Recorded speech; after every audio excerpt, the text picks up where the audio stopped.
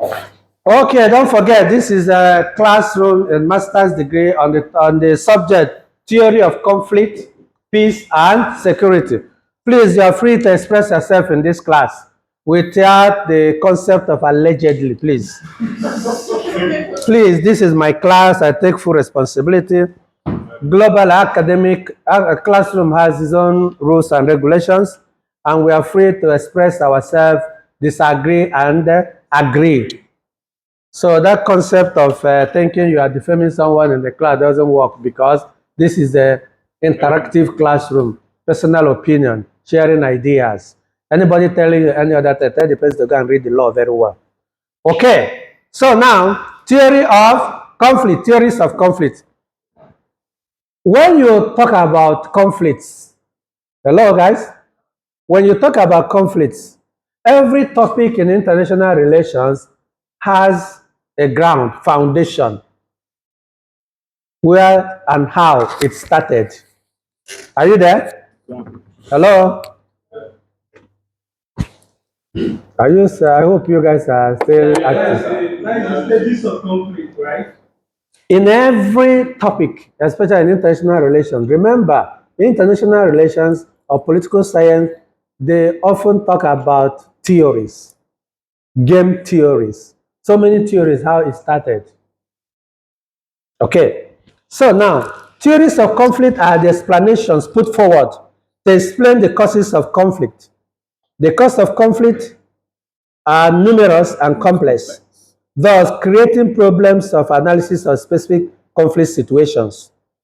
The theories are advanced to simplify the causes by looking at them in categories. The question is not that you are talking about conflict. Which particular theory are you using to explain that conflict?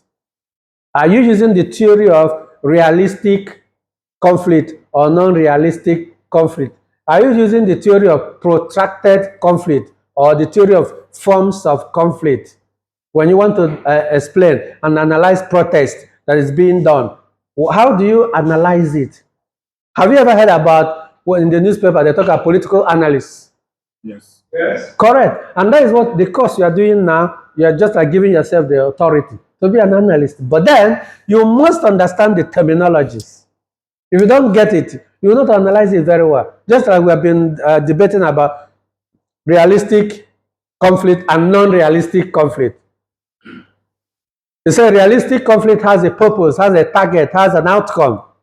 It's targeting something. Most of you explained it very well, but I just left it for you to go further. Do further research, because all that we are talking in this class, whatever we are explaining in this class, you just call it 20% out of 100. It's up to you then to leave this class, and for goodness sake, not to go about chatting on the Facebook, Instagram, blah, blah, blah, blah, blah, but you have not understood the topic you paid for. It's your duty. That's why I say master's degree. My own view is that we are talking about master's, for you to master that particular argument when you go back home on your own. Not about getting A's or B's or C's. It doesn't really matter. So, theories, you are talking about conflict. What particular theory are you using? Now, we have structural theory of conflict, structure. Imagine that there is always a conflict here because the structure made it so. Are you getting the point? Before I read it. In a summary, there is a problem in Nigeria, for example, because the structure made it so. It is very difficult for an Igbo man to become a president in Nigeria. Why? Because structure made it so. And who created the structure? British. The Marxist theory of conflict. This is a theory of conflict that states that there are poor people and there are rich people. Are you get that? In other words, because you are a rich person, this theory will tell you to be ready that the people you are paying for are jealous of you. They might rise up one day. The same thing applies to even some of us. You might even be assisting 1 or 2, 3 or 4 persons. Things are very difficult for them. Thailand is very frustrating for them. But mind you, they will not look at the frustration they are facing, But this particular frustration might lead them to attack you as a leader, might lead them to start prognosing into your private life as a leader, might lead them to start leaving all the struggle to now seeing you as their problem. And then there is a conflict. That is what Marxist said. Marxist theory. Proletariat, the poor people, and the bourgeoisie. Yeah, you have a company and you employ them. And after employing them, you're actually paying them. But they don't like this, as in the human nature, they started being jealous of the kind of car you drive. They started being jealous of your children because they want your children to be like them. Or maybe that you are in a position, you assisted your people, you assisted a friend to actually come to a particular place you think he will better his life. Suddenly, he leaves bettering his life to begin to prognose into your life, to begin to analyze the kind of life you live.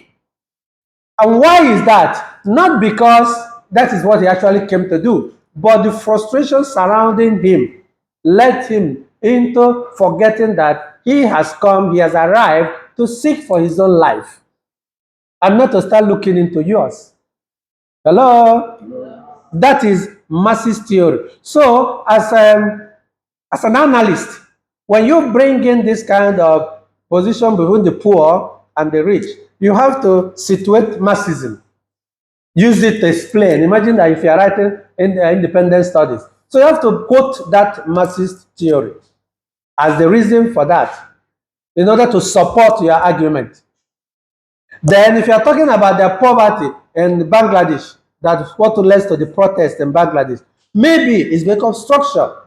Some people are rich, and some people are made to be rich because the way the tax system was structured and the way the poor people are suffering while the rich people are benefiting, and the government is supporting the richer one. So it might be because of structure, the way the constitution structured it. International capitalist theory. This one is very interesting. This one is very, very interesting. Because I have made you, therefore you have to serve me. Hello? Realist theory. You know realist? Realist, you know already? The boss. Then biological theory. Everything is from birth, from gene. That if you are the one that fight all the time, maybe your grandfather was a boxer or wrestler, and then you are very generous or whatever, and the other person is stingy, and two of you started having problems. Maybe if I want to analyze two of you, I will analyze it in the context of biology. Hey, Shade, please pay attention to my class. You have mic, please. So, biological theory of, are you getting the way I'm simplifying it before I get into the written? Biological theory, meaning that it's coming from your blood, it's coming from your gene. Something somewhere happens somewhere, and something happened, which is natural. That is why they say nature and nurture controversy. Psychological theory of conflict is in line with biology as well, but let's take it one after the other. Okay. My explanation is just to make it very easy and very simple. Look at what I will read here. The structural theory attempts to explain conflict as a product of tension that arises when groups compete for scarce resources. The central argument in this sociological theory is that conflict is built into the particular way society are structured or organized. Hello? Hello? Are you there? Are you getting this structural theory of conflict? The country, your country, the way in Kenya, there's a way, there are this tribe, that tribe, this tribe. You might find out that a particular tribe is the one ruling the country. The other tribe cannot because of the way British or whoever structured it. Maybe they are scared of a particular tribe is smarter and more brilliant, and if they take over, they will not be milking Kenya again. You go by Uganda, the same story. Maybe there's a particular group of people. They should be the one in charge because it was structured in such a way it will be easy for them. Then sometimes they put it in the constitution. Then go back to Nigeria. You know the Igbos, you know the Yorubas, and you know the Hausas. It's not possible for an Igbo person to wake up and become a president of Nigeria. Why? Because of structure. You need to win a particular number of states in Nigeria. Then, how many states do we have in Igbo land? I think it's 5, right? Am I not mistaken? Am I mistaken? 5. Then, how many states do we have in the north? 9. 7, yeah. Huh? In the north? In the north, more than 9. We have 36 states in Nigeria, right? Yeah. Then in the east, southeast, we have how many? 5. Then in the northern part, how many? About 17 or 20 or whatever, 26. I don't even know. 19. 19. Even if it is 19, imagine that it's even 18. How dare can you become the president? That is structural theory of conflict. The way it is structured. No matter. You need to go to the north and buy and believe in what they believe in and sign a contract with them, and they have to negotiate with you and tell you what you're supposed to do. Then they will now say, okay, our state belongs to you. Hello? Otherwise, not possible because of structural theory of conflict. Are you there? It describes the condition of the society and how such condition or environment can create conflict. Structural conflict theory identifies such conditions as social exclusions, deprivations, class inequalities, injustice, political marginalization, gender imbalance, racial segregation, economic exploitation, and the likes, all of which often lead to conflict. Nigeria is a case study for this. I think it's also in Kenya. Am I not correct? Kayato and is it Kayato? Is that Kayata? I heard. And the other one that was whatever. Sometimes the particular tribe they want to be the one, and there was a protest in Kenya, and they killed some people here and there, and sometimes. But I think Kenya is even better nowadays, better than Nigeria in so many ways in terms of protest. Cameroon is is another because there is a southern Cameroon, British and English and French. You see that structure. Are you getting the point about structural theory of conflict? Because of the way it is structured, there's nothing you can do unless you go back to the structure and then you now solve the problem. There's nothing like conflict management. There's nothing like conflict resolution in this case. Go to the structure and dismantle the structure and create equality. Then that's the only solution. Otherwise, there's nothing like management. If you manage it this year, next year it continues. If you manage it in 10 years, 20 years, it continues again because the structure is the problem. Hello? Are you getting the point? Yeah. I hope you are seeing the examples I am giving. Yes, I can also give example of leaders without anybody allegedly telling me anything.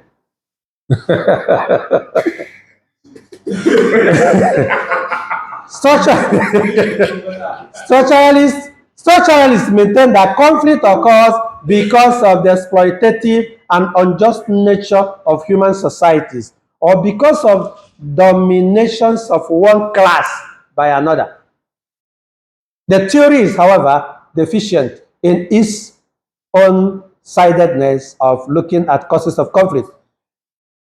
For instance, does not see the bright side of a racial or ethnic diversity and the strength that a society may derive from pluralism. It only sees the flaws. Structuralists maintain that conflict occurs because of exploitative and unjust nature of human society. Those who believe in the structure, do you have a structuralist in Nigeria right now? Maybe I'm a structuralist because I believe that the problem of Biafra is caused by structure as well. Maybe Nnamdi Kanu is a structuralist. Maybe Simon Ekpa is a structuralist. Maybe you or some of you are also structuralists. Yeah. Because structuralists because they are very truthful, they believe that without correcting the structure, forget it, conflict will always be there, and that is true. Why is it that there's no embassy in the eastern part? No, even one embassy. I think currently they have had is it which particular embassy? I've forgotten. There's a particular embassy they say is in Enugu now. Is it British? I can't remember. But under normal, of course, embassy shouldn't be in every place. Embassy should not be in every place, but at least. Then there was a time Enugu Airport was very functional. Nowadays, sometimes it functions, sometimes it stops. Why? Structure. I don't know if it's still working now. Our seatbelts. Is it working now? It might even work now, and next year there may be. It's working now, but next year there may be a policy that will make. And moreover, structure, the way the Nigeria is structured, you and I know very well that if you bought from Abuja, it's very cheap. If you bought from Lagos, it's cheaper. Because we have been structured to struggle. So now, if you take over from Enugu, sometimes they're more expensive than others. You see what happened? And when it is done like that, because the reason is because to dissuade, to make the people coming from there not to fly that way so that you will die a natural death. So that I will not move from Nteje to go to Enugu. I will move from Nteje to go to Lagos, to Thailand. Or move from Nteje to go to Abuja, to board from Thailand. Get it? Got it? You got it? Structural theory thus makes sense only when conflicts are viewed from broadest possible perspective and only if the observer opts to ignore alternative causes of conflict. This is the critical aspect of structuralist. They are telling us that sometimes it's not always the way you think, maybe not only structure, there may be other things, there may be other factors. So any comment about the structuralist theory of conflict? Questions, contributions, and feel free to say what you want to say. This is a classroom, and this is I can't remember anywhere student contribution all over the world was taken out of context. So please, feel free to share your ideas in the context of argumentation and classroom interactive section. Thank you very much.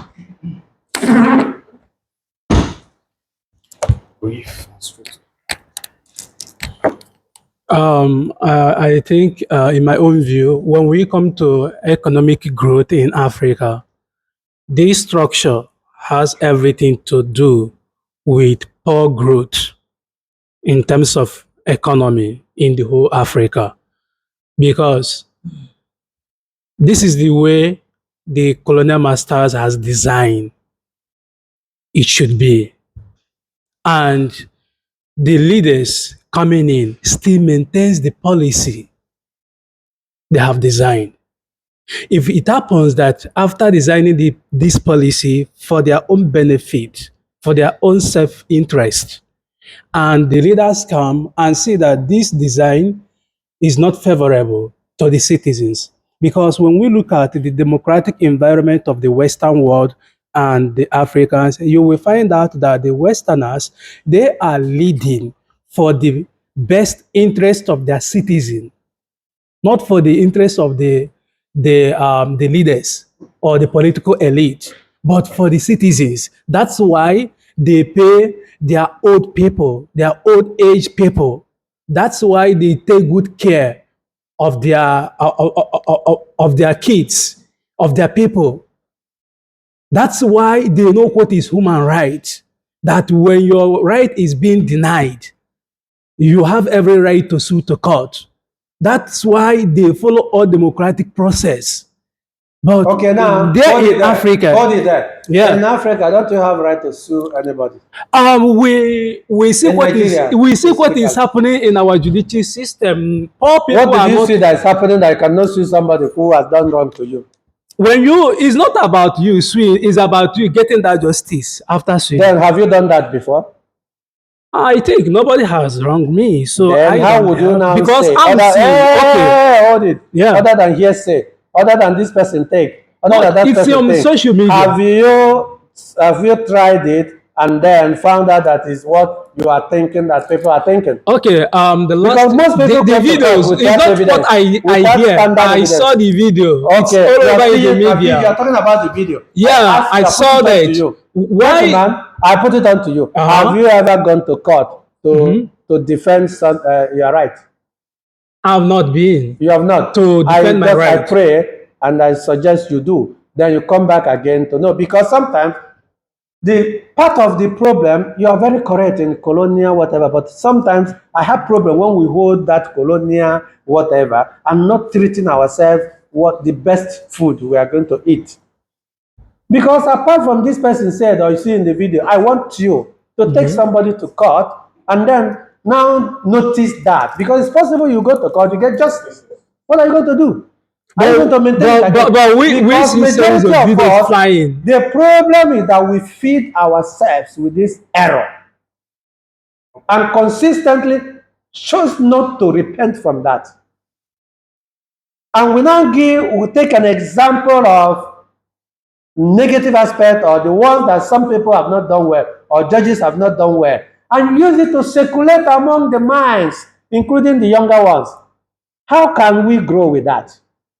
Where in the world minors Have you gone to? Don't quote me in the word. Minors are being taken to court? Don't quote the word. No. Have you gone to court? I don't need Yeah. I don't need a personal. Then you don't have a standard. Because there is power in mass media. This is just a hearsay, consistent. It's not a hearsay. It's all over. It is hearsay because you have never tried. That is why we have. You have never tried. No, you have never tried. It's possible that the example you are giving is not, the person did not go there with the rightful information, with the rightful evidence.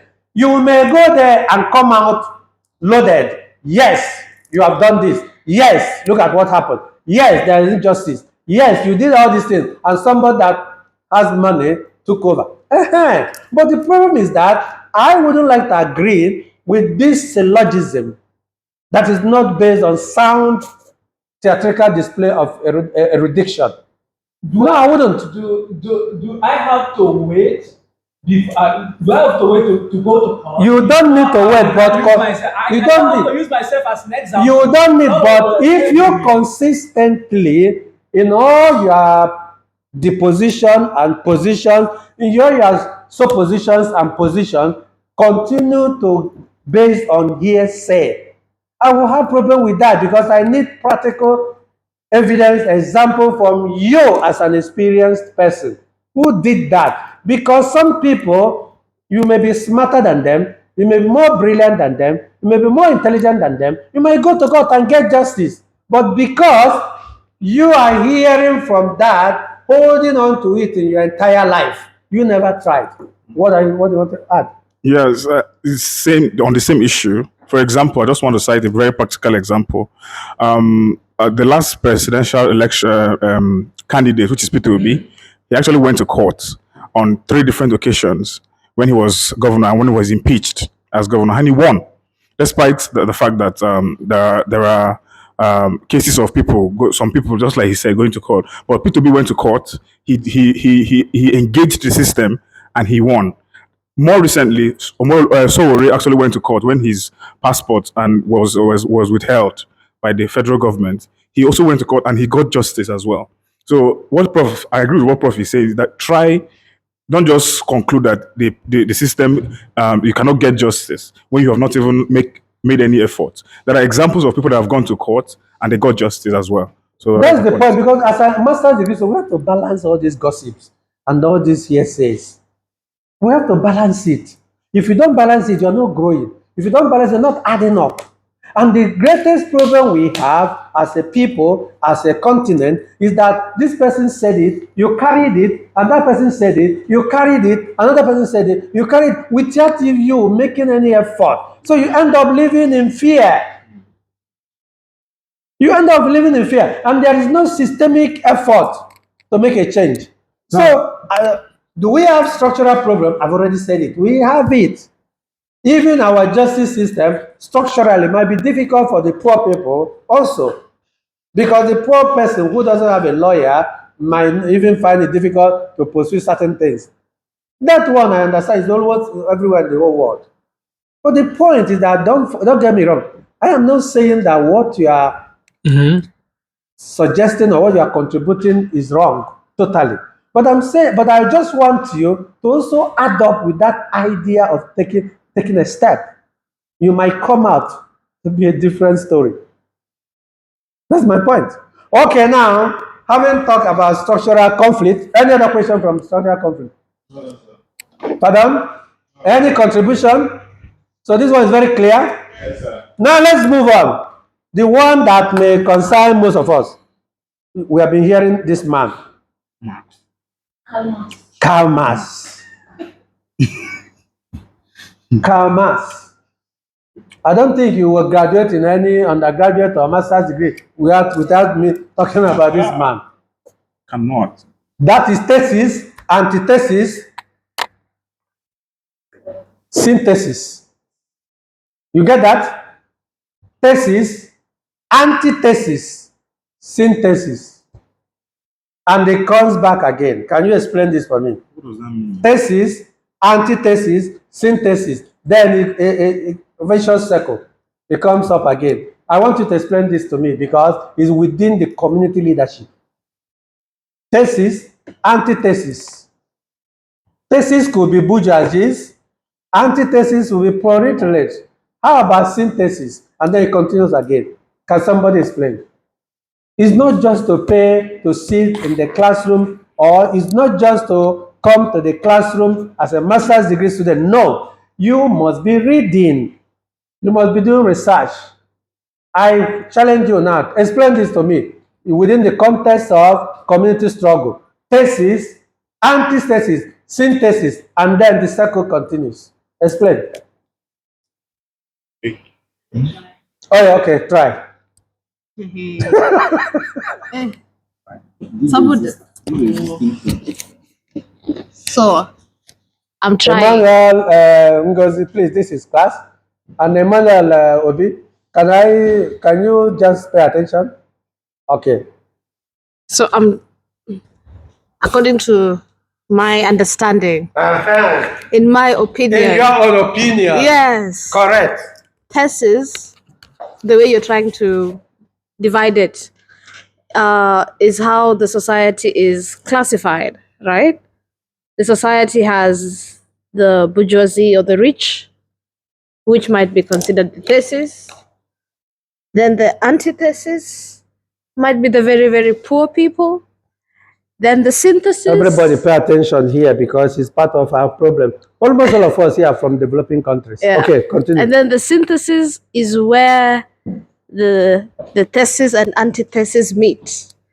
For example, in a place of work, now they continue. Circle. See? Rich, poor, meet at work, they have to coexist. Then continue. Okay. That is my understanding. Any other person, any other explanation? Because Hegel is a philosopher and he has something like this well explained. Continue. Actually, in my own view, it may be wrong, it may be right. So, getting to the division of this whole thing, the bourgeoisie seen as the capitalist, and the proletariat seen as the pharmacists. They're in struggle. In struggle for what? In struggle for resources. Who gets what, when, and how? Linking it with the thesis, antithesis, and synthesis. Thesis could be the bourgeoisie, while the antithesis could be the proletariat who said, no, we want equality before everyone. Who said, yes, we want to have access the same way you have access. And the synthesis could be the end, maybe the result of it after being struggled to get what? Because according to this man called Karl Marx, the Marxist Theory, he said, who gets what? That what is the resources. It could be money. Who gets what? When? which is the time frame and how. So, in the struggle to access resources between the bourgeoisie and the proletariat, it now determines the time what they are fighting for. Are they fighting for money? Are they fighting for resources? Okay. How do they want to Round get up. it? Round down. Let me. Okay, so the synthesis could be the resources itself they are fighting for. Or it could be what it will result after the capitalists marched upon the masses. Okay, now, see the most beautiful aspect of Karl Marx from my own interpretation, combining with Hegel. Okay, you have something to say? Okay, let's pay attention because I want to analyze this based on community leadership and based on us, even as we are here. Okay. I think, in my own opinion, that synthesis is combination of both thesis and antithesis. Okay. In the sense that thesis might be a form of kind of being selfish, and artist thesis might be a kind of being selfless, and then synthesis is the combination of both antithesis and yeah. Okay, now let me, hold it. Let me come in a bit. In a society, the easiest thing to do is to criticize. And I think I do that a lot. And I'm very weak at that. But along the line, I started readjusting. Because when I was doing in the philosophy years, come on, I'm an epitome of criticism. But as I started meeting life, seeing life, and I found out that it's not all about criticism. You should allow life to be. Hello? Hello. Even myself also, I'm a very staunch conservative. And as life moves on, I find out, come on, you're suffering yourself. Just allow life to be. Why am I saying this? The easiest thing for you guys to do is to sit there and criticize lecturers. Are you there? The easiest thing to do is for you and I to sit and criticize our leaders. Now, what happens if one of you becomes the leader? Imagine that even in this classroom now, I am the leader. Then imagine I'm not here right now. While I'm the leader, you guys are talking all shit and whatever you want to say about me. Easy. Very simple. When you go to eat, when you go to toilet, when you go to blah, blah, blah, you are focusing on me as a leader, right? Okay, now, imagine if I am no longer there, then we point Emmanuel Obi to be the leader. What do you think happens? Huh?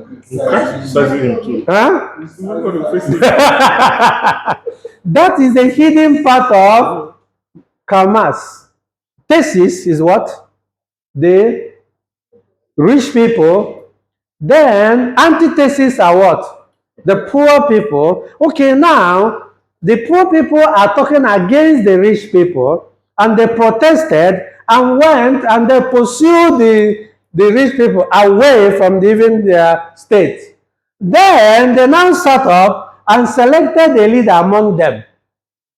Then the leader started leading them. It's not even up to a month.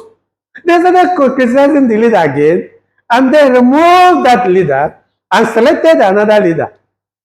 It's not even up to a month again. I don't know if you're getting something here. Selfishness of human nature.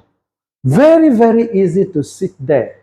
And then, but nature is very wonderful. Remember I said, even in every culture, you say if you are pointing one finger, suddenly three is just pointing you naturally. So can you be doing that? because because if you are doing like this, you are no longer pointing, you are doing something else. But if you are pointing like this, whether you like it or not, three, imagine, not even, just three is focusing on you. What the cosmology of nature. Are you there? So when you talk about thesis, antithesis, synthesis, suggesting, okay, now, these are the leaders, they are not doing very well, we are the ones, we are not comfortable with them, okay, now, synthesis, that, okay, now, together, we found a solution. And even that solution, immediately that solution becomes, again, antithesis. And then continues again. The question is, what then is the solution? Raymond, yeah.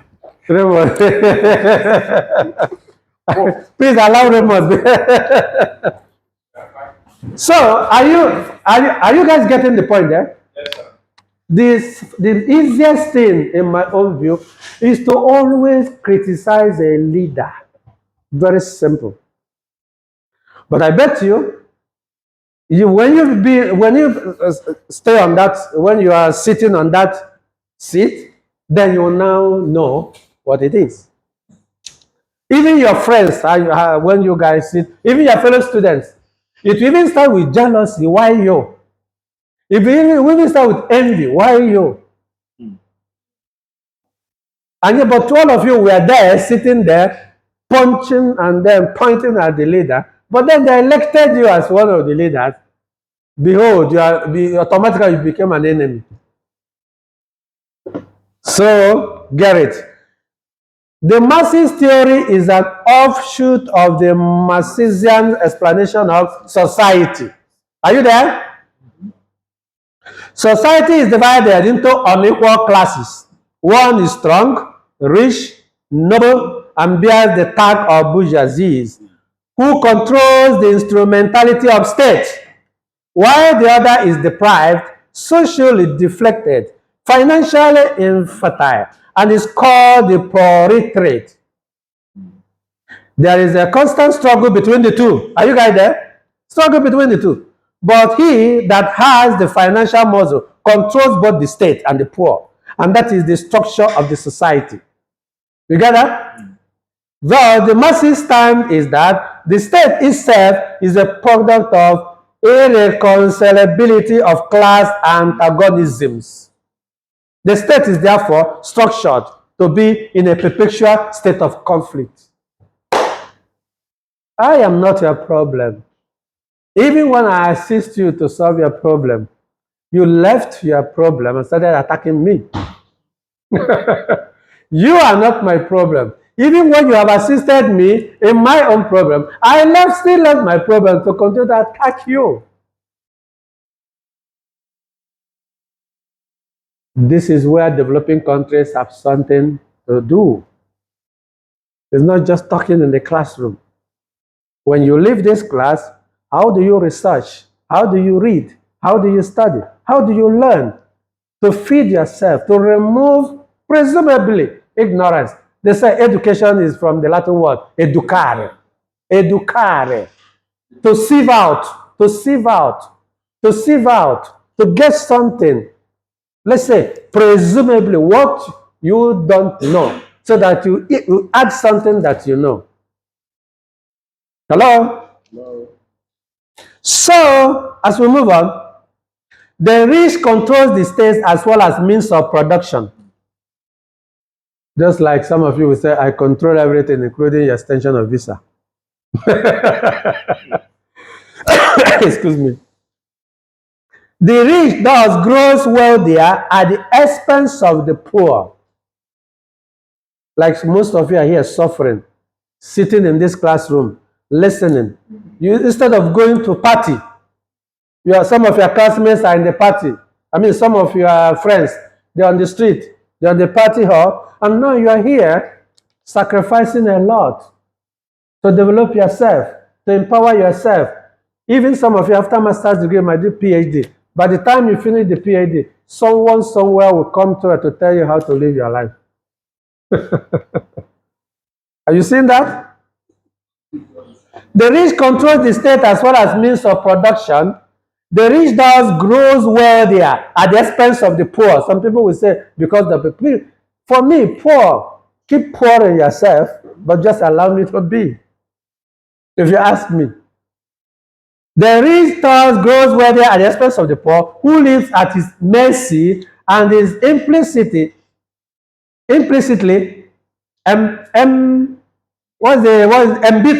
by the development because he is jealous of the rich man. And in his own concept, the rich man is actually in charge of everything. The central argument of Marxism is thus that capitalism is at the heart of the state, and that same capitalism is exploitative and oppressive, and has been responsible for the polarization of the society into two incompatible classes. Prof, do you think it's only jealousy that creates a problem between the bourgeoisie and the proletariat? Laziness can be that there's a structure of the state. I agree with Marxism. Structure, the way the state is structured could be that. Because, for example, the rich people, their children are going to the best of universities to study, and they have already gotten something, and they stole the money from the state and train their children. You see that? But you and I, we just come, take example, you and I came to Thailand and continue to struggle and suffer in order to pay your school fees. Why the money meant for you in Nigeria over there, these politicians that every 4 years they come and manipulate things, they'll take the money, send their kids, do a lot of things. The worst is that you and I are clapping hands for them. They are doing well. In every election, they come and give you something to take care of yourself. Do you know how much they pay to the delegates in order to win primary?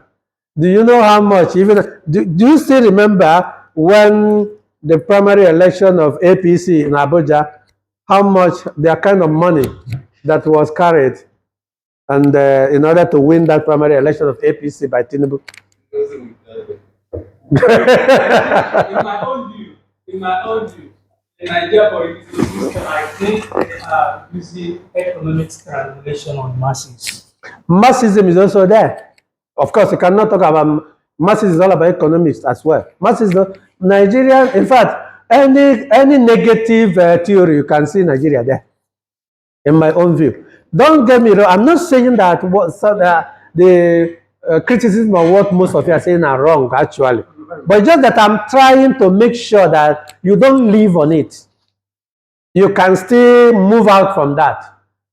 I am not a perfect example, but I came into this country and moved out from it. I moved out from it. And then what am I suffering now? What attack am I getting now? I'm not getting attack from Tinubu. I'm not getting attack from any Nigerian leader. I'm getting attack from you guys who are also proliferate like myself. That's a perfect example. No, you are not included in proletariat level. You don't have to say that you are. Because there's a class here. I'm just giving an example. I'm just giving an example. Yourself from proletariat. Get the analysis. Get the analysis so that you don't mislead. Correct, because I have cooked myself. I have decided to think positive. I have decided not to live by that which they created for me. And I bet you I suffered to do that. So that is the point I'm making. That I cannot allow these people to now jettison me and now to belittle me into thinking every day I wake up and started to look at them, what they did for me. Yeah, they didn't pay my school fees, or they did this for my, come on. I decided not to. And because I decided not to, I am like you. You are even better than me when you entered here, because I know your history of entering here. My history of entering, you are better in so many ways. But now you may not agree. Why? Because I never chose to remain negative. And now that probably you think I'm capitalist, correct. Who are then my attackers? Are they those ones? No. I would be the one to tell you, they don't even know that I existed. Them.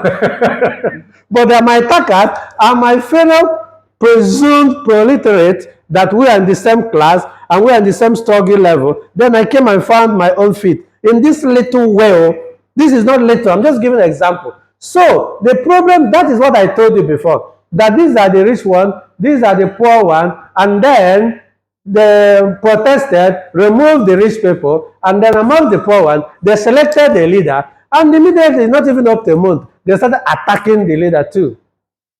That is the journey of Marxism. That's why I love the man when I read it, but he has also criticism as well. Hello? Hello? Sapi, are you in this class? What are you thinking? Are you guys getting this Marxism very well? Marxist theory of conflict. So that you cannot read it only in a facial level. Don't forget, this is just a topic. It's left for you. Go back there in the YouTube and see a lot of what most people posted. Go back there in the Google, read it very well so that you understand it. And when you spend time reading and feeding your brain, I bet you may change. I bet you, frankly speaking, you will never come out the same.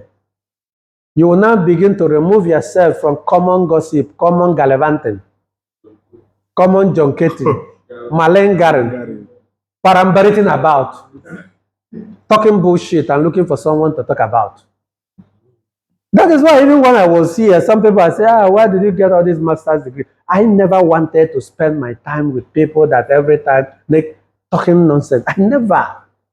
So it's also, if you decide to get yourself from this kind of proletaire mindset, you may be better off because of everything. I don't want to believe that everybody is not gifted. You are gifted and you can move on out of it. So that is what I have to say about this.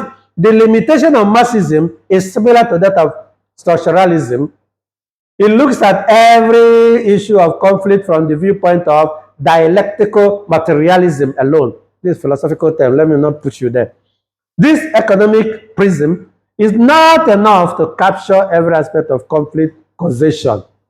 So that is not only, it's not always correct. It's not always correct because you are poor and because this person is rich. Therefore, sometimes there may be part and parcel of. All I pray, my God, let me never be a proletaire. That's all. And I will not be. Do you think with this theory that it's trying to condemn class? He's trying to condemn classism.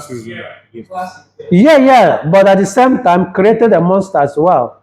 Because critically looking at it, you came into Thailand, you would have been in the village, and then you came here and struggling to maintain your visa. There are many people here who don't care about their visa. And you are here struggling to have a legal work to do. There are many people who don't care about it. And yet, wherever you are coming from, you came here every Saturday, Sunday, just to empower yourself. And somebody else, somebody will be somewhere after destroying his life. You will start to, when you now begin to earn from what you have suffered, then you will now begin to be jealous of talking that nonsense that you are rich. Just like you now say that I'm a capitalist. I am happy. Amen. I'm so happy to hear that. Needless to say that I sponsored myself in primary school, secondary school, university level, as you see me. But some people say that I studied because I'm from elite, from a rich family. Come on. And I'm very happy when I hear something like that.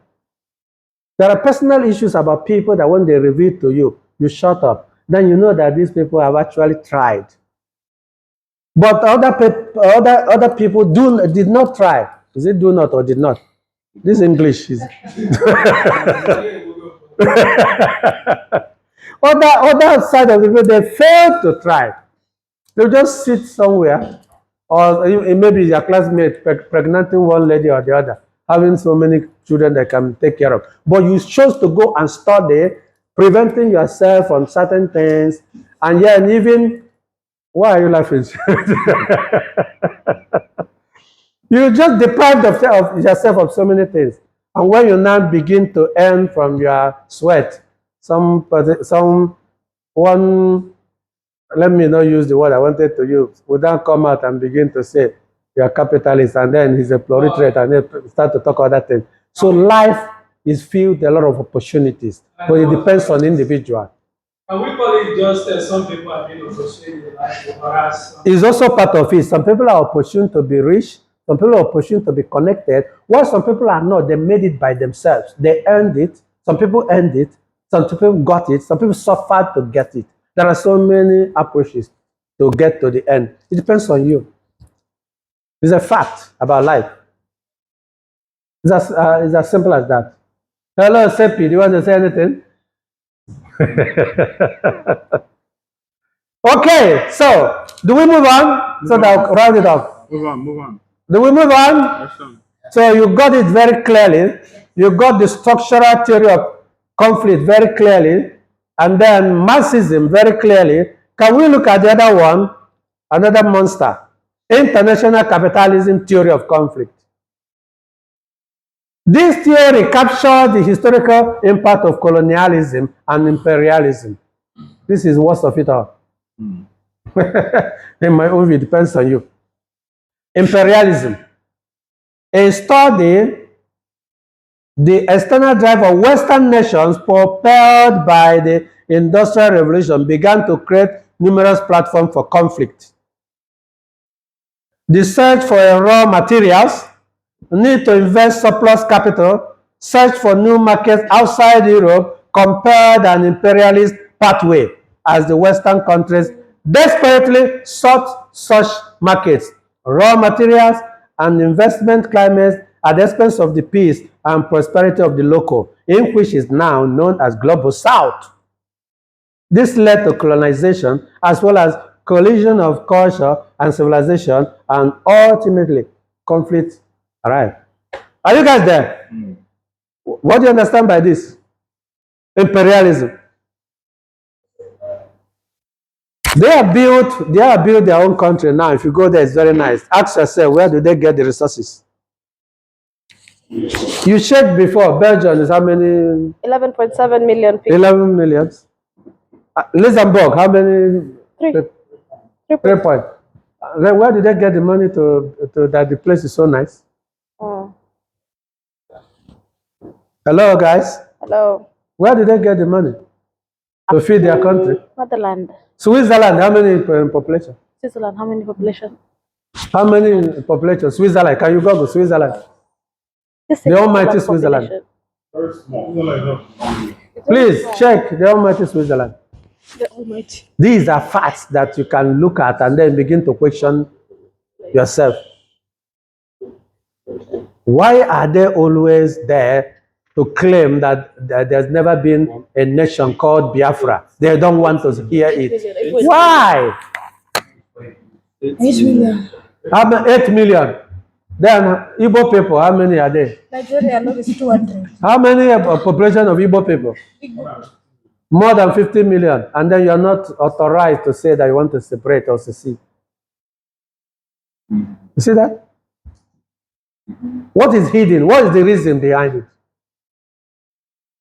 So that you keep being there, fighting yourselves, destroying yourself, while we keep sapping and exploiting. Isn't that surprising? Belgium, the number of population, Luxembourg. Chika, any comment? Is that not surprising to you? The numbers of all the Schengen, whatever. Who is the biggest? I don't think it is. You see? Yeah, imperialism. Nigeria is largest. And the point that the system has been dismantled, the worst is that they even gave you the name they want you to answer. And I'm answering a manual that I don't even know where it's coming from. And you are Xavier, Francis, Innocent. There are many of them you are carrying. This is Michael. This is Pius Raymond. Some of us are even carrying the 3 of them. Emmanuel. And then Sylvester. Chelsea. This one Emmanuel. And then Dixon. Very nice name. Dixon. And you think we will ever be better with even answering the name that's very strange to your nomenclature. Very strange to where you're coming from. And you think we'll be better. Come on. I think we need to think better. So that imperialism, not just about goods, even the name, even the religion planted. Pardon? Language. You see that? I was one of those that were actually writing the names of those whose who were speaking Igbo in a class, vernacular. Because almost all my secondary school years, I've been a class prefect. So I've always been opportune to be the one to write names. And once you speak in Igbo, I will jot your name. Once the teacher comes and says, these are those who are speaking in vernacular, who are speaking. And now you have a whole channel in Igbo. Can you imagine how the world? My life is turning upside down, so don't even go there. Almost everything I have is turning upside down. Be honest and what happened in colonialism. We have You and who understood? You and who? Say you. you know. You don't force knowledge on me. Just say what you want to say by yourself. Haven't you read about it? No, don't push it on me. Stand on your ground. Because you read philosophy, you read political science. Look at the argument. You read English studies and diploma. Look at the argument. Are you pushing knowledge on me? I want you to stand on your own.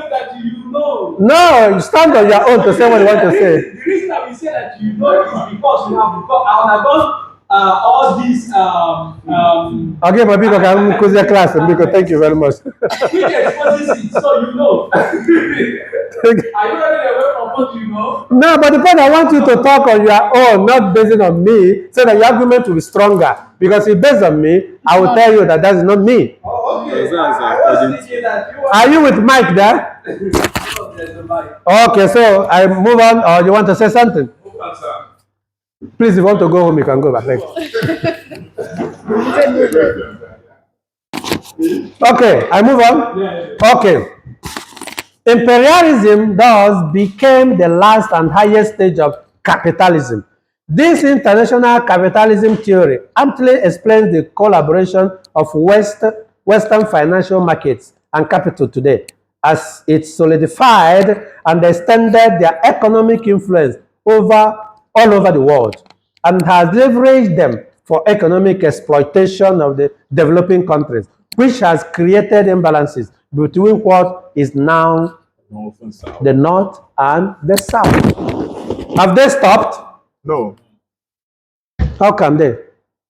they're still giving aid. Get there, dismantle them, dismantle their culture, dismantle their religion, dismantle their. If I give them the names that we want them to answer, and you and I are bearing it and answering it comfortably. Give them the name we want them to answer.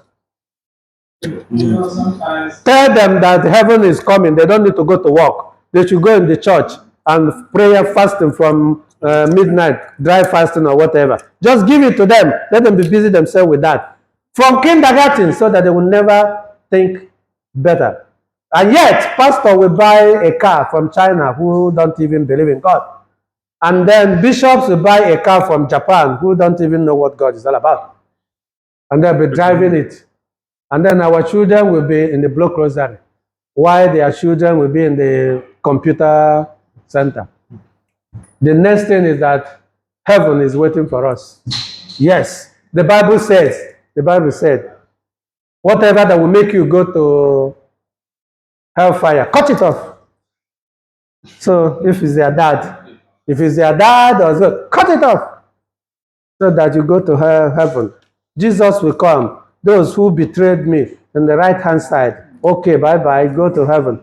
This one will go to hell, even though there is no appeal court over there. But in the world of today, we have an appeal court, we have Supreme Court. So they decide there's no appeal. I will go to hellfire. And this is the concept you and I are carrying around. Even when you see opportunities, you will not use it because it is either evil, either good or bad. Heaven. Oh, can this lead me to heaven? Hallelujah. Hallelujah. That is once an evangelist. Well, once is a was. Yeah. But don't forget, this is an academic classroom, please. But I was an evangelist. In academic class, self-objectification. Put your religion there. Question it. That what makes someone a very strong religionist or whatever. It's not when you are carrying almost everything. I'm still believing in certain things, but believe it or not, it's no longer the way I was believing them before.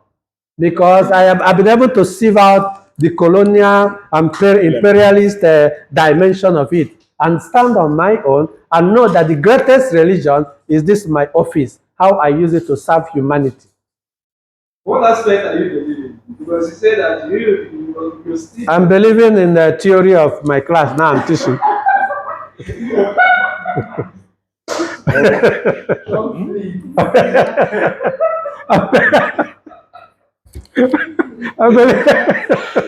I'm believing in the theory of conflict.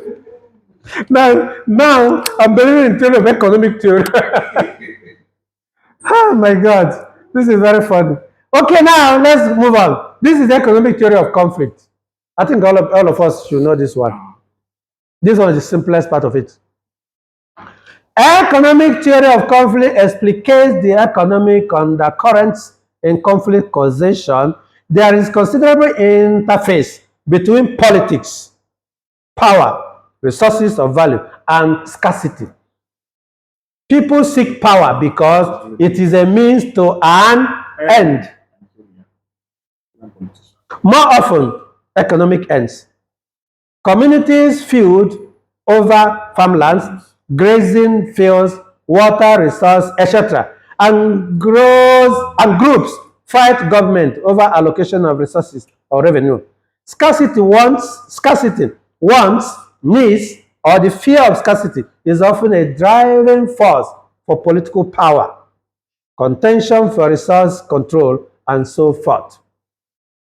Conflict is thus not far-fetched in the cause of such palpable fear or threat of scarcity, just as the fear of poverty and deprivation could lead to a fraud or corruption. So instead, or real famine, deprivation, mismanagement of scarce resources could propel conflict over resource control. This is self-explanatory. Emmanuel Obi, are you there? Who are you chatting with at the moment? Okay. Thank God you're back. So, are you any question about economic theory of conflict? So can we call it economic unequal disparity? Economic unequal. Call it anything you want to call it. You can call it anything you want to call it and defend what you call it. Call it anything and defend it. That's all. I think this one is self-explanatory. Yeah. Clear. Africa. Nigeria is an example. Realist theory of conflict. Political realism explains conflict as an inherent attribute of man. Who are we talking about here? Political realism explains conflict as an inherent attribute of man. Who are we referring to here? Which philosophy? Inherent. Political realism explains conflict as an inherent attribute of man. Which philosophy are we talking about here? Huh? Who? Be strong enough. Don't be afraid. Don't be afraid. Yeah. Political realism explains conflict as an inherent attribute of man. Hobbes. Huh? Thomas Hobbes. This is Thomas Hobbes. Inherent. But religiously, Thomas Aquinas. Yeah. Hobbes, he believes that he is a realist. By the word realist, what are you thinking again? You guys are political students. What are you talking? Once you hear realist, the first outstanding political philosopher for that is who? Thomas Hobbes. As far as men live with their baggage of emotions, so will conflict remain a part of their habitat.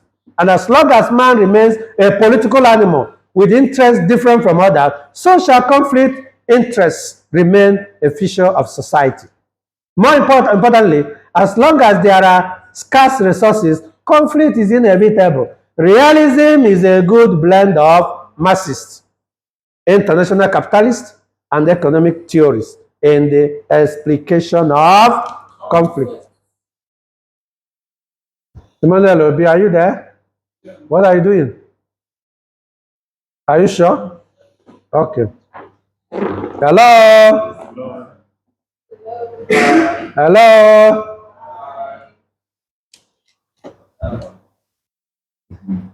Okay. Don't worry, we don't have class next week.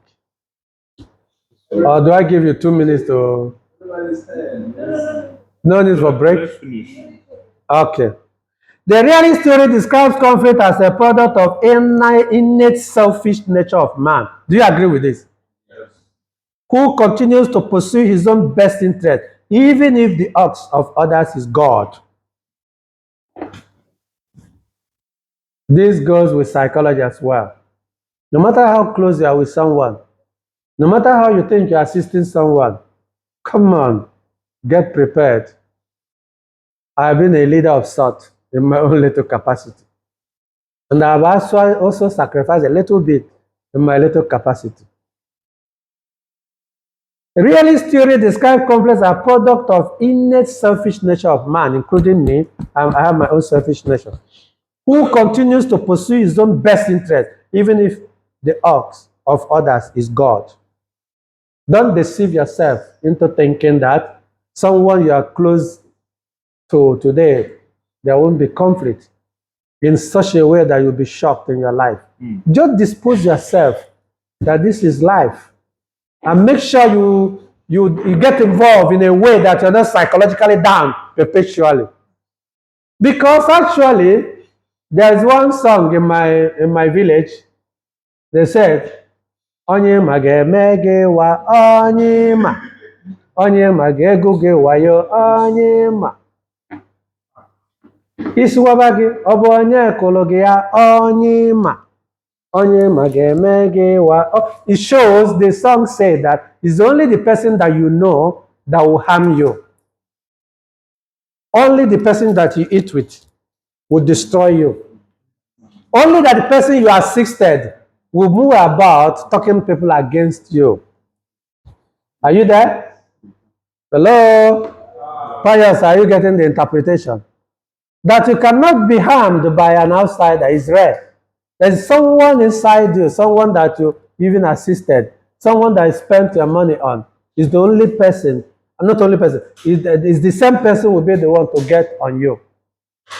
I'm used to this, and I bet you, I'm used to that. So that is why sometimes you don't just, no matter how people hang around you, needing your help, or you needing their help, always remember human nature. It's inevitable. It's inevitable. No matter how things are hard, you see people who are not confronting the challenges where they are, but they now left the challenges to focus on you. That is what he's saying here. This selfish nature of man leads to competitive processes between actors who seek to have all or most of the available scarce resources. It is such attribute that is taken to the inner state level, which leads to erratic behavior, hegemonic propensities, imperialism, etc., that can impel resistance as well as violent opposition, and consequently heat up the international system. Hello? Are you getting the point? Are you getting the connection? The greatest thing we discuss in peace and governance, when we are talking about psychological development, right? The great personality. And that great personality depends on how you fashioned yourself. If you ever believe and hope on people you may have assisted, sorry for your life. If you ever believed on people that may have assisted you too, sorry for your life. The most important is to have this docile attitude and positive and abundance mentality in your life and move on. But to think because you spent all your money to assist this person and probably he has entered this company, that person you assisted might enter the company and get you sacked and get you relieved of your duty. I don't know why it's like that, but I just pray in my life I don't associate with that kind of thing by myself being that. The only thing I can do is to thank God for my own, even though that's my weakness. If it doesn't go well with me and you go your way. I'll just pick my phone and start. If you see me call you, then you know that I'm still existing. My own is even worse than stating that even if it has to do life or death, don't even care. Because what is for me to relate with someone that is very dangerous? Someone that is building up negativism against me or against anybody that have assisted him, against anybody that have done good to him. If I see such a person, I run away. That is me. I may be wrong. I'm not telling you to follow me. But the point is that you have to understand that that is the nature of human being. Then the point here is that you must understand that we are human so that you will not suffer from broken heart. Hello? No. Sapi, are you there? Ravish, Buddha, are you there? So that we will not suffer from broken heart because you are believing in people that you are saving, believing in people you are assisting. What was that Zambian president? Thomas Shankara, right? From Zambia, right? Or Gambia? Zambia. Did everything to liberate his people. And they say they killed him. He's the Jesus of their country. Just be careful, not just academic. Also protect yourself because you might be coming to this class, doing everything, getting your master's degree, getting your PhD, but you didn't prepare yourself for the dangerous people in your life, whether in form of friends, or in form of brothers or sisters, or in form of whoever. Get prepared. All that glitters is not gold. It's easy to say good things before you, but at your back, come, let me tell you how I've experienced something like that. You see someone that comes to me and then praises me all the time. But if you hear what he says from outside, you can never believe that this is possible in the world. And it happens to you too. It happens to everybody. That's what he's saying. Realists are saying that human nature is innate. So you should protect yourself from that. Okay. Biological theory of conflict. You know this one, right? Do we waste time here? Genetically transferred. This theory explains that human nature is genetically transferred from generation to generation. Just as parents can genetically transfer their godly qualities and ingenuity to their offspring, so can the evil nature of man be genetically transferred. Sometimes the friends we make, the grandfather or grandmother may have been a dangerous person, and then he generated it to that person you are befriending. You may not know. Hallelujah. Amen.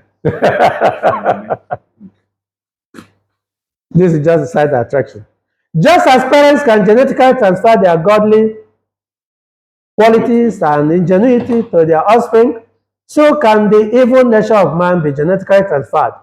The argument goes that since our ancestors were instinctively violent beings, and since we evolved from them, we must bear aggressive or destructive impulses in our genes. What is the solution since it's biological? What is the solution since it's biological? If it is biological, if conflict is biological, then what's the solution? Are you going to blame somebody because of conflict that is biological? No. Hello? Are you going to blame somebody for something that is biological? No.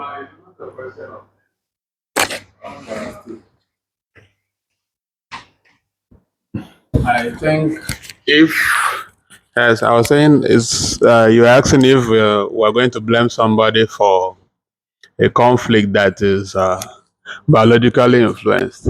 I think it's not a question of the blame. It's a question of addressing, talking about possible solution to the cause.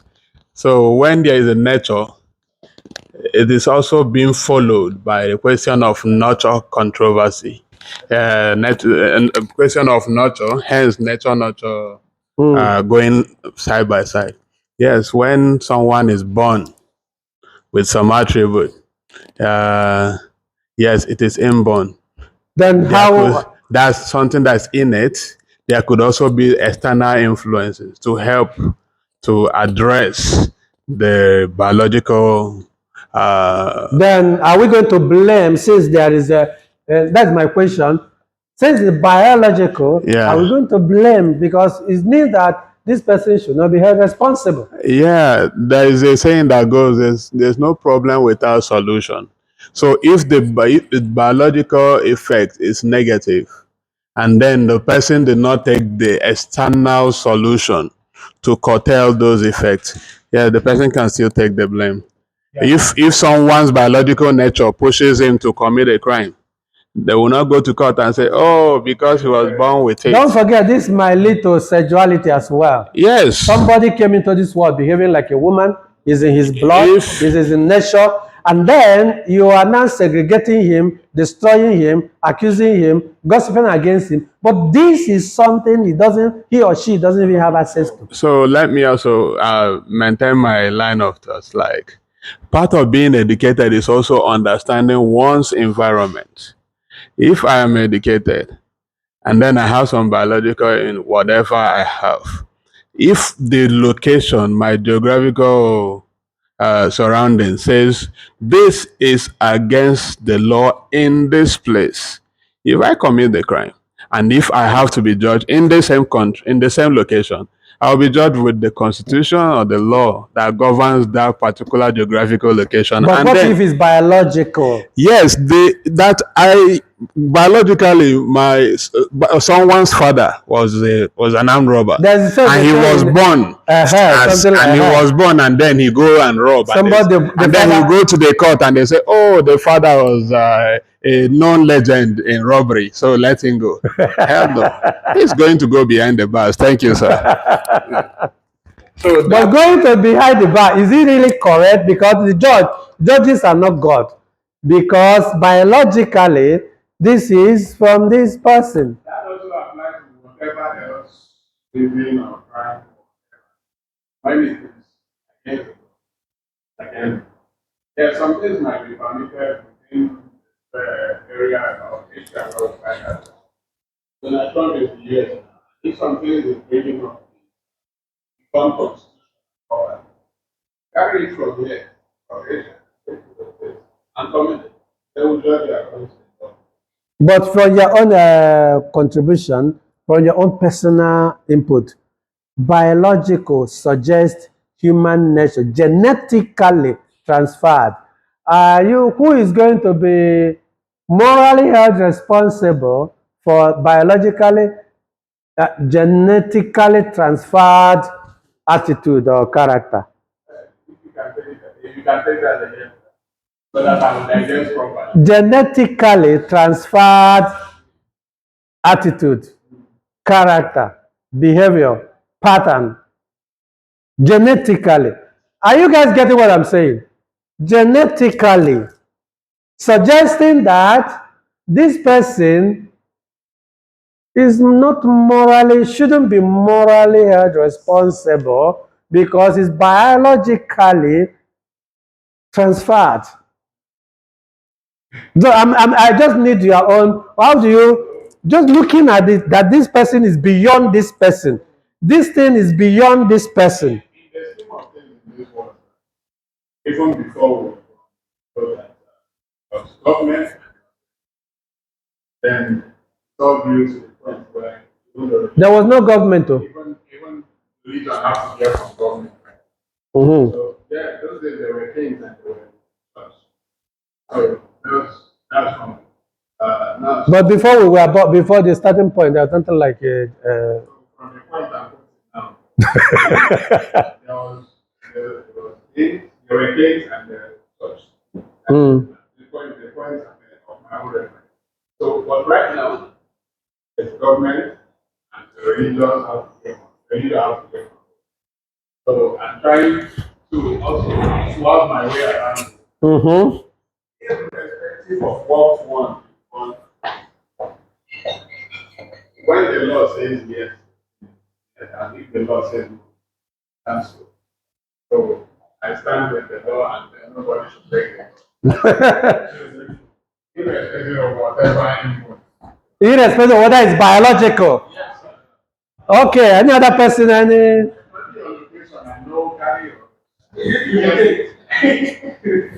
The law is made by man and not man by law. The law is made by man.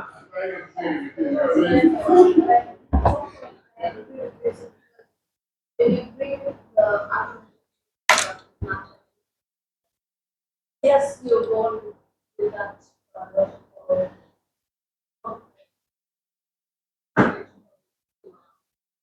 You're born with it, yes. But at the same time, you're born into a society that has its own rules and way of being life. So you can have it, but it's not be a viable. That means to commit a crime, you have to answer for it. Ignorant, you can't say you didn't know, or oh, my mother did this, so because of that, I also did it. That's not viable. Okay, Professor Emmanuel Obi. I don't view. Eh, when we talk about involved, I think government is your own personal issue. And that's why every leader in the world has his own, let's say, skills, his own aims and objectives. For example, the country we are, at least we are seeing where everything is going on, how they access it, how they manage to live their own life, whereas their countries is saying.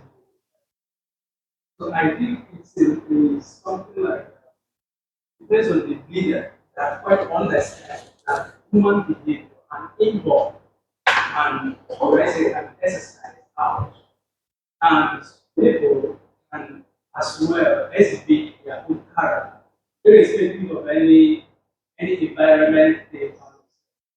So I think it's within The fact that your environment dissuades or stops or wouldn't tolerate this particular genetically transferred attitude, does it make it correct, whether it's from the Supreme Court, whether it's wherever? Because when we, like Dixon said, that being educated, the point is that if you really understood it clearly, that you can only hold somebody responsible for offenses that he or she knows and the intention is there. Intent. Don't forget you can shoot somebody, but you go to court, you go free because they will look at intention. So now, biologically affiliated, transferred, whatever. How can that be an issue to condemn someone when biologically, because why I'm asking this question is that some people, some countries have gone far from this kind of issue and decided how to handle it, while some people, some countries have not. And I don't think that the countries that are holding on to certain things that are better off, neither their people better off, neither their citizens better off, in whichever way you can calculate it. But the people that do based on research and keep researching, keep discovering, keep noticing, keep finding out that this cannot be done because of this, because of that. They are the envy of the world.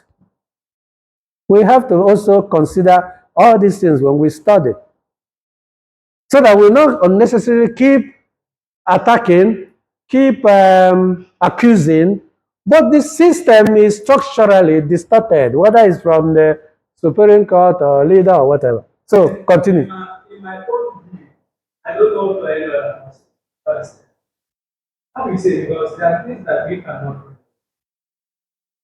We cannot do what? Run away from. Mm-hmm. When nature comes, I don't think anyone can. So I think in my own view, because we have freedom, everyone is entitled to provided it doesn't cause Yeah. So for the fact public that you never nuisance. born, that this is your life to live. You have your life to live. So I think the government, all United Nations, because I minister us, they are the one deciding, but they should enshrine that in their constitution. In like they should write that in the United Nations charter that if a particular country, let all countries, you understand, let all countries situate this in their constitution that Because you know, to help you, to add to what you're saying, because whether you like it or not, agree or not, some countries need to wake up because the world is moving on and the world has moved. Some countries need to wake up because that this person committed this crime and is genetically transferred. Isn't that why we have psychiatrists? Isn't that why we have mental health areas? Isn't that why you will carry the person and put him in a particular situation? Instead of allowing it to be in a society or something like that. That is what most of our guys in the Europe, if you ask them, they are working in they say they are social workers or they're working in the hospital.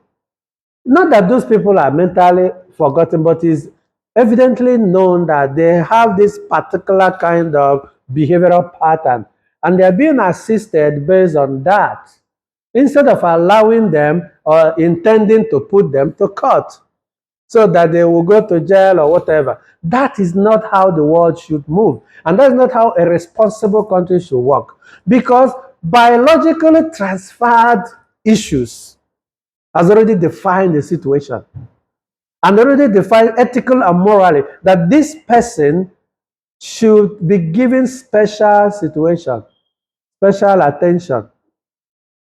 And that is why most countries that, based on research, as I said, believe it or not, countries that don't stand on research, they always poor and there will always be conflicts ring-marolling around them. One form of conflict or the other. Why? Because, but what surprises me that we just keep rushing from one country to another and we are not doing research. Why this country is better than here or here is better than there. We are no longer in the archaic in the old days where nobody moves from one place to another. Well, it's no longer the issue now.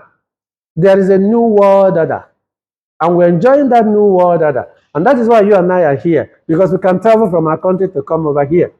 And yet, we carry baggages sometimes we don't want to check. But whether you like it or not, does it really bring healthy environment or not? Okay. Yeah, so just to answer your question, a while ago, I think across that things like the just nature, personal. So I think this is an example of personal because it's medically passed to parents or from parents.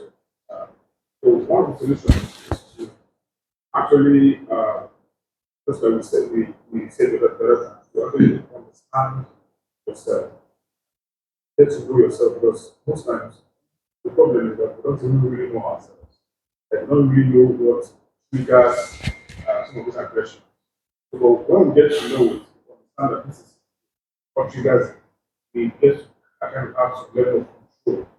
Right? So Okay, so that will now connect to the psychological approach, psychological theory of conflict, dissenting, I think. Because of that, I may not waste time here. Somebody is easily frustrated, somebody is easily feeling angry, aggressiveness, anxiety. What is the solution? Sometimes in some countries, it is considered as spiritual. While in some countries, is a research in order to diagnose and know where to send the person or know how to handle the person and know that this person doesn't stay in a group. And the person will be given a private teacher. The person will be given a private lecture. Because if he stays in a group more than 20 minutes, 30 minutes, the thing will come up and begins to act. You see, can you see the difference? While in some countries, maybe the God of the forefathers have come back, or the whatever, you know. In Thailand situation, some people, they may sometimes argue that he maltreated people in the past life, so he's suffering for it now. In Africa, it's almost like that as well. Almost all developing countries are holding on to certain things that should be let go, and that's why they are poor. I guess, is my opinion.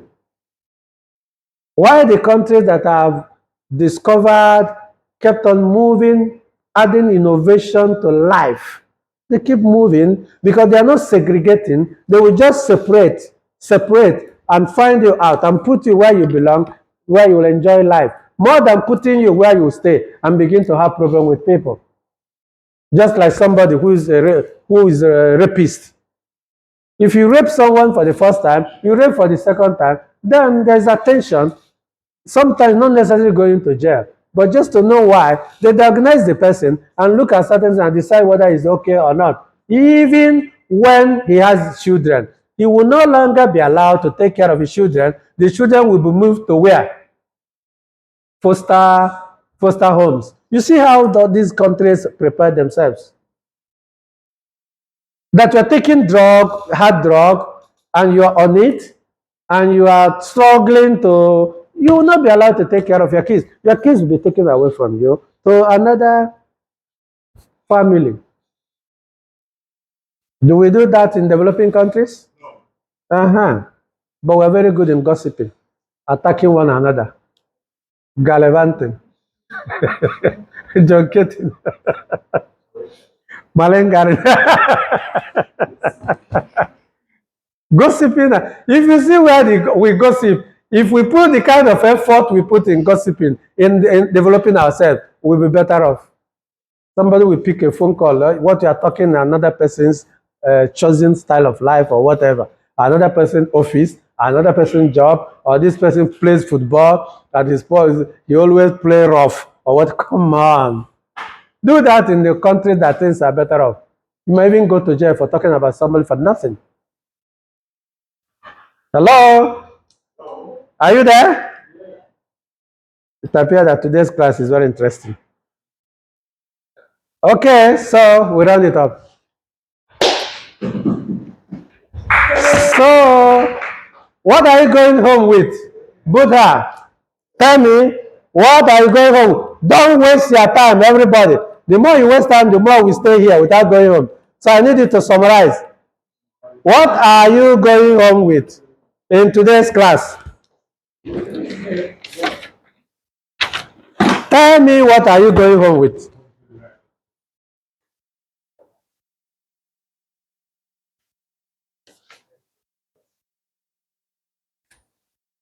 Thank you so much. Okay, what are you going home with?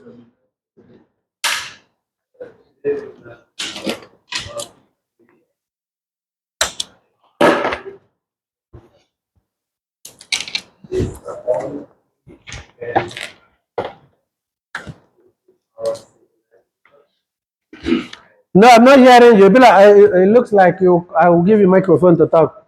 Let me prepare microphone for you, sir.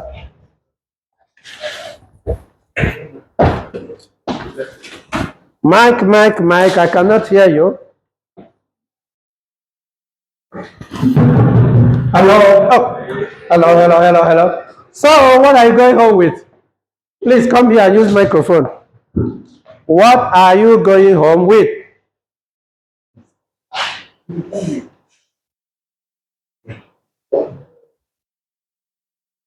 Okay, come, quick. You're wasting our time. I want to go home myself. What are you going home with? The summary. Come, quick. Don't waste our time. Everybody, tell me what you're going home with. Use microphone. Okay, tell everybody. What are you going home with? Because we had 2 classes today. Thank you. Today we learn many theories like structural theories. It's all about related to conflict, theories of conflict. We learn the structural theories and Marxist theories in the International capitalism theory. Are you reading the what we say? What are you going home with? This is not an exam. What are you going home with? Your own understanding, your own package of what you learned today. I didn't say to read those things for me. What are you going home with? You're wasting our time. We want to go home. Huh? What did you learn? What did you learn today? Just summary of what you learned today. Don't look at the board. It doesn't need your phone. What did you learn today? I'm not saying you look at the PowerPoint. Tell everybody what did you learn today. We just learned many aspects of our social life, like the socialism, capitalism, and the different theories which can develop our normal life, as well as Don't look at the PowerPoint.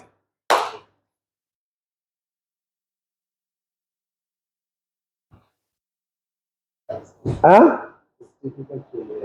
Which means you are absent-minded in the class. What did you learn today? Just one sentence you learned, and what is it? Simple.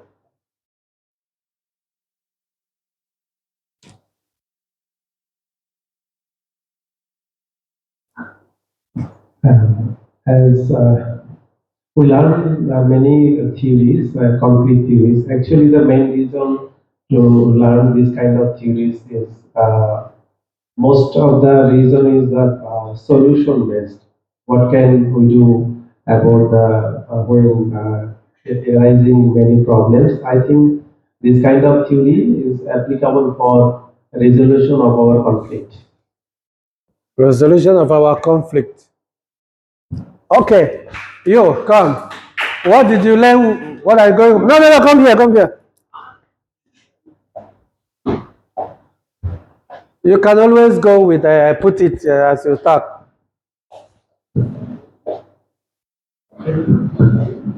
What I've learned today Mm-hmm.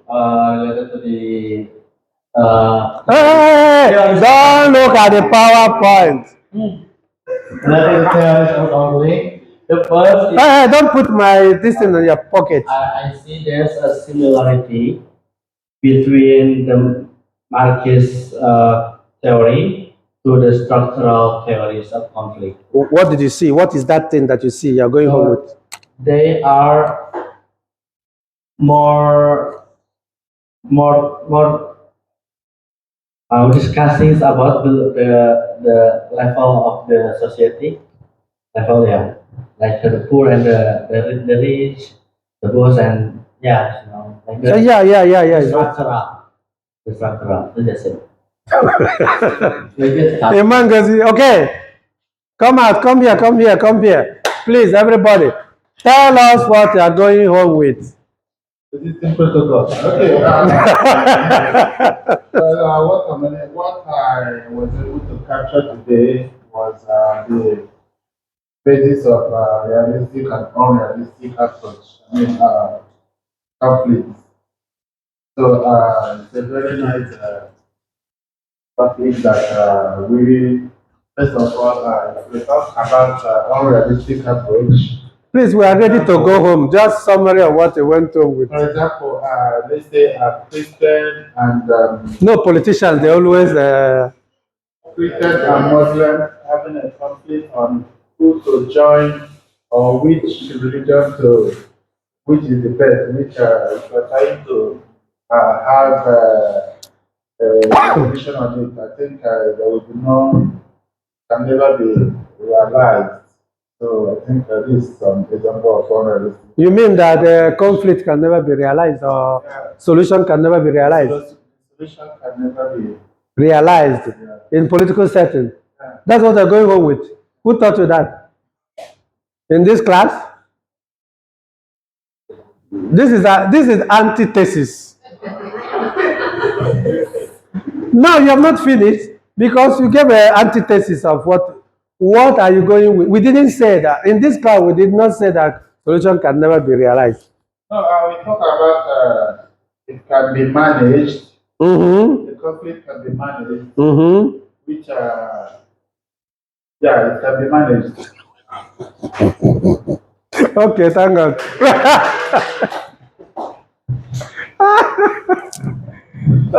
All right. What I learned from here today is based on a structural theory using my country as an example. It made me to understand the reason why um, the Yorubas and the Hausas are not allowing us, the Igbos, to be the head of our political system is because of the structure that our colonial masters has kept, because they know that the moment we, the Igbos, get into power, definitely we will stop them from what they are doing in our country. Thank you. Wonderful. Okay. Okay.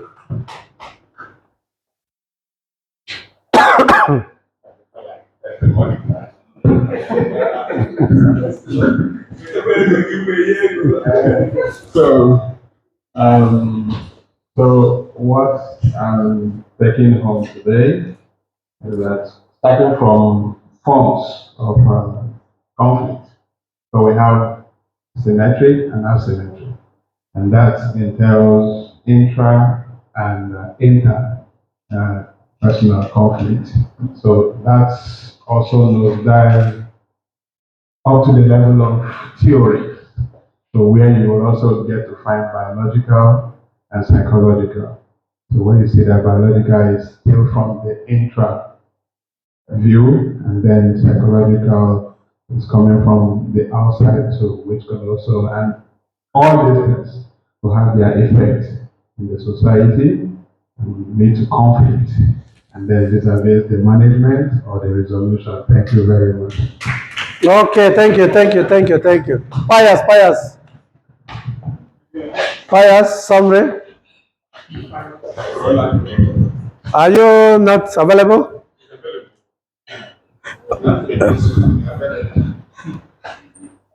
If you're not available, because I don't know, I've been watching you. I don't know whether are you ready to talk or you can see that. Oh, just thank you, thank you, thank you. Do you want to talk? Okay, okay. No, because I don't know whether Pius is absent here or present. I just want to allow you. Mike, have you said your own? Oh, because you're holding microphone, it appears you are dodging it. Okay, let us talk before you. Summary. Okay. Pardon? When we finish. What I'm taking home is the differences between types of conflict, forms of conflict, and characteristics of conflict. So the types, the one you talked about when I was not here, and then the forms of conflict. Which is what? No, that was last week's class. Yeah, why were you bringing it here? Yeah, because this is what I'm taking home, and I'm taking home the differences between types, forms, and characteristics. So that's why you had your chance. Okay, so types of conflict includes family conflict, interpersonal conflict, whereby forms of conflict include the revolt, protest, mutiny, insurgency, and then the characteristics of conflict include symmetric and asymmetric. Thank you. Wonderful. Okay, Mike, take your mic. Okay. Amen. Amen. So what I'm going home with is that I have to understand that as I'm helping people or as I'm giving assistance to people, I have to be careful as well because human nature would always come in. So I have to protect myself. That is what I'm going home with. Very good, very good. Practical. Huh? Will it be okay? He said it still be okay. One house. One house, super. Yes, I'm making noise. Oh, okay.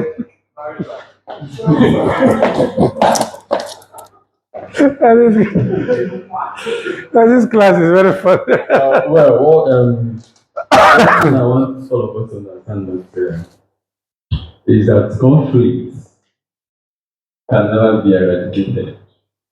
And and I think. Are you talking about general conflict? Are you talking about situational conflict? Because situational conflict, if you understand my personality, I understand your personality, believe it or not, things you would have created tension will not be there. And it will be eradicated.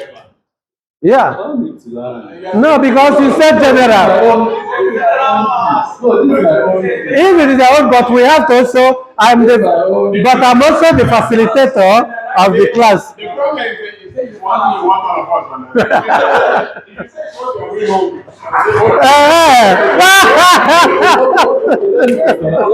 Let me personalize it.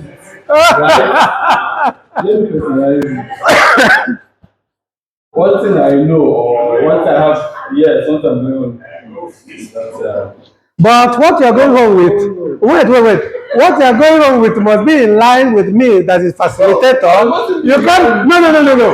No, this like,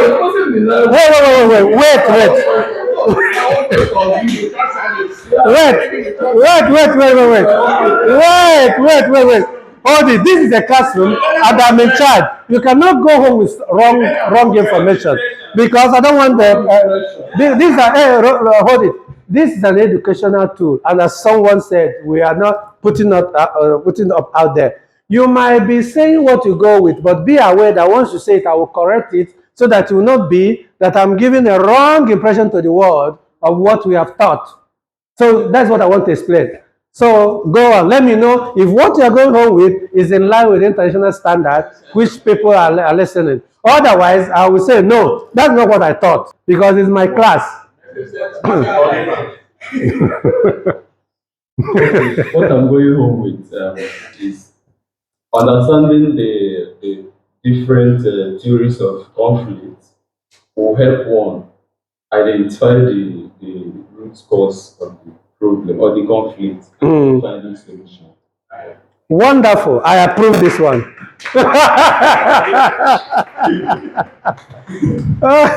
Finally. So, any other person? Oh, you want to talk? Do you want to talk? No, I want you, if you want to talk before him. If you don't want to, let him, he will be the last person. Okay. No, you are, wait. Hold it. Do you want to talk, or do you want to say what you are going home with? Before we will spoil this thing. Because Obi will be the last person. Okay, so going. Do you want to talk or not? Huh? No, but I just want to give, because throughout the class, I don't know whether it's ready or not.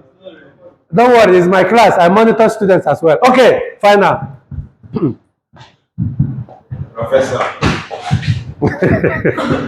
I give you extra time.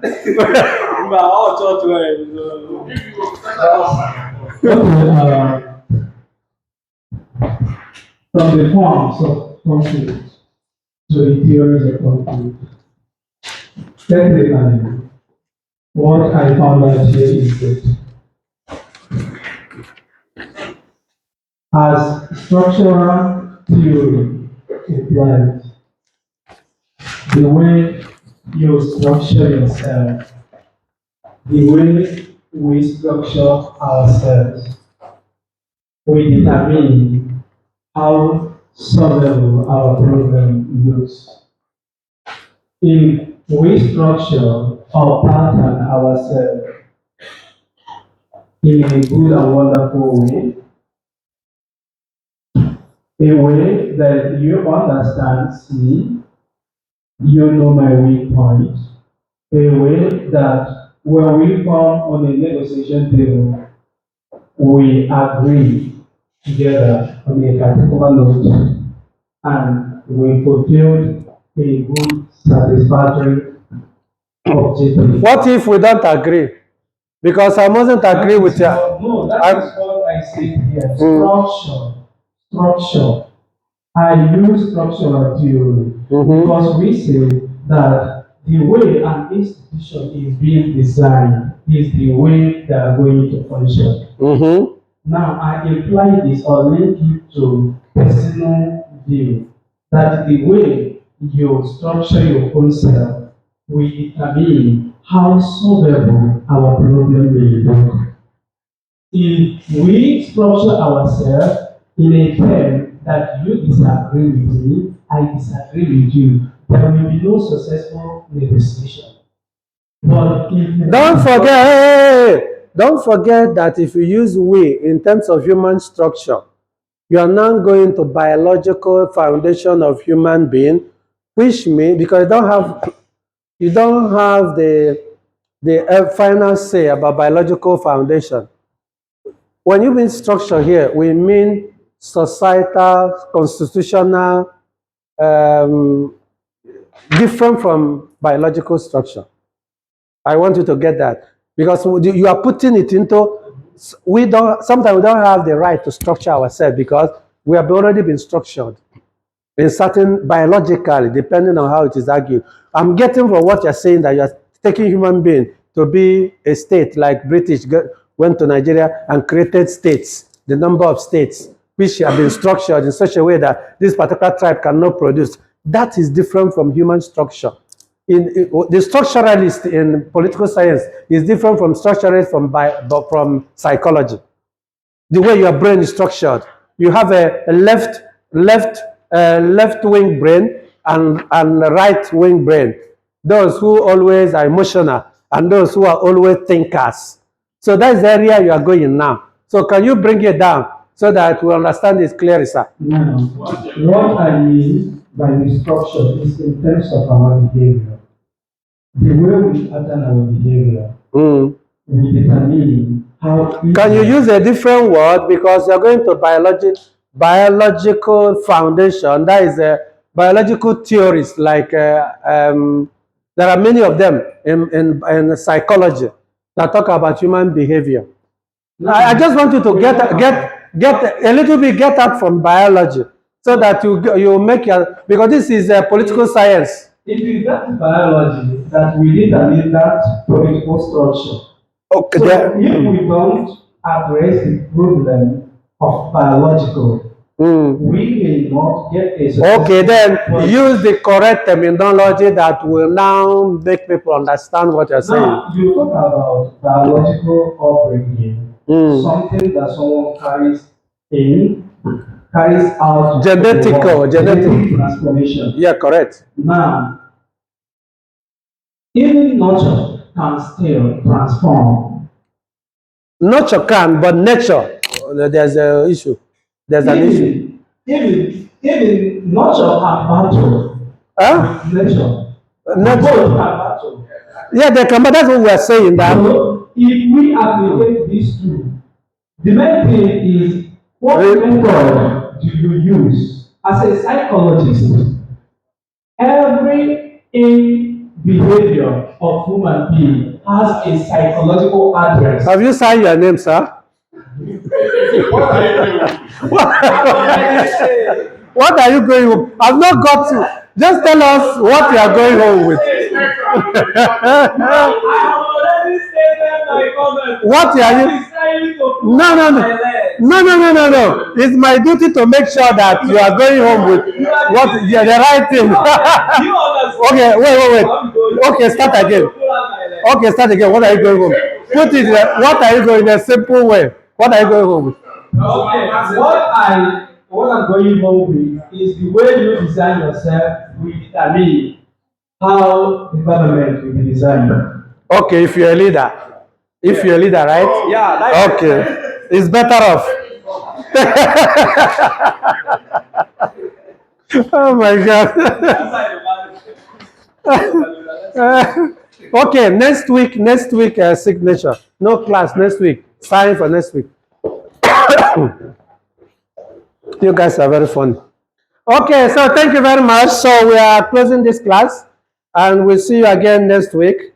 Thank you very much. Thank you very much for today. We have rounded up our theories of conflict, forms of conflict, and characteristics of conflict. These are 3 topics we treated today. So I hope to see you next week as I say goodbye and take care of yourself. Don't fight. Don't cause conflict.